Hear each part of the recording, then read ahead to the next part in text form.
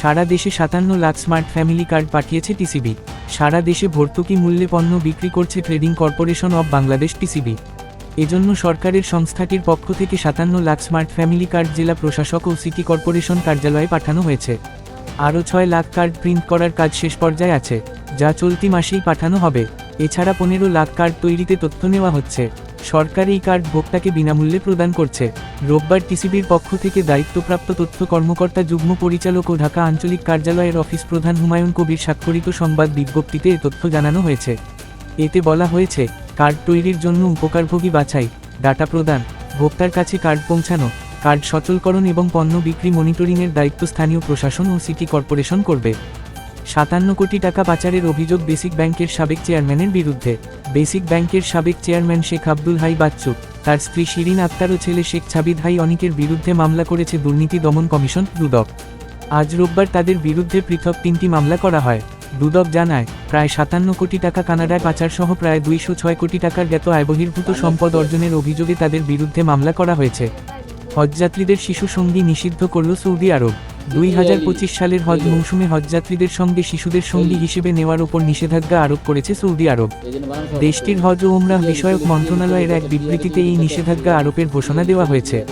রোববার 9 ফেব্রুয়ারি মধ্যপ্রাচ্যভিত্তিক সংবাদমাধ্যম Gulf news এক প্রতিবেদনে এ তথ্য নিশ্চিত করেছে। হট্টগোলে পড ফরচুন বরিশালের সংবর্ধনা, হুড়োহুড়িতে আহত অর্ধশতাধিক। বরিশালে দর্শকদের চেয়ার ছোড়া ও হুড়োহুড়িতে পড হয়ে গেছে বিপিএলের শিরোপা জয়ের উৎসব। আয়োজক কর্তৃপক্ষের অব্যবস্থাপনা আর অপর্যাপ্ত নিরাপত্তা ব্যবস্থার কারণে এই অনুষ্ঠান পড হয় বলে অভিযোগ উঠেছে। রোববার 9 ফেব্রুয়ারি নগরীর বেলস পার্ক মাঠে টানা দ্বিতীয়বারের মতো শিরোপা জয় উপলক্ষে আয়োজন করা হয়েছিল এই উৎসব। ভারতের কাছ থেকে অনাকাঙ্ক্ষিত বিবৃতি আশা করে না বাংলাদেশ। ধানমন্ডি 32 নম্বরে শেখ মুজিবুর রহমানের বাড়িতে ভাঙচুর ও অগ্নিসংযোগের ঘটনায় নিন্দা জানিয়ে বিবৃতি দিয়েছে ভারত। বাংলাদেশের অভ্যন্তরীণ বিষয়ে ভারতের এমন প্রতিক্রিয়া অপ্রত্যাশিত ও অনাকাঙ্ক্ষিত বলে জানিয়েছে পররাষ্ট্র মন্ত্রণালয়। ভারতের কাছ থেকে এমন বিবৃতি বাংলাদেশ আশা করে না বলে জানায় মন্ত্রণালয়। রবিবার 9 ফেব্রুয়ারি এক ব্রিফিংয়ে পররাষ্ট্র মন্ত্রণালয়ের মুখপাত্র মোহাম্মদ রফিকুল আলম এমন মন্তব্য করেন। অপারেশন ডেভিল হান্ট, সারা দেশে গ্রেপ্তার 1308। দেশের আইনশৃঙ্খলা পরিস্থিতি স্বাভাবিক রাখতে শুরু হওয়া অপারেশন ডেভিল হান্টে রাজধানীসহ সারা দেশে এখন পর্যন্ত 1308 জনকে গ্রেপ্তার করা হয়েছে। শনিবার রাত থেকে রোববার দুপুর পর্যন্ত চলা অভিযানে তাদের গ্রেপ্তার করা হয়। রোববার 9 ফেব্রুয়ারি পুলিশ সদর দফতরের এআইজি ইনামুল হক সাগরের সই করা এক সংবাদ বিজ্ঞপ্তিতে এ তথ্য জানানো হয়। মঙ্গলবার দুবাই যাচ্ছেন প্রধান উপদেষ্টা।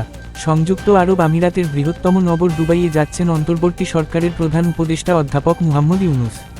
সেখানে অনুষ্ঠেয় ওয়ার্ল্ড গভর্নমেন্ট সামিটে তার নেতৃত্বে বাংলাদেশ প্রতিনিধিদল অংশ নেবে। রোববার 9 ফেব্রুয়ারি বিকেলে পররাষ্ট্র মন্ত্রণালয়ে অনুষ্ঠিত এক ব্রিফিং এই কথা জানান পররাষ্ট্র মন্ত্রণালয়ের জনকূটনীতি অনুবিভাগের মহাপরিচালক ও মুখপাত্র রফিকুল আলম। নতুন শীর্ষ খবরের জন্য চ্যানেলটিকে লাইক, কমেন্টস, শেয়ার, সাবস্ক্রাইব অথবা ফলো করুন।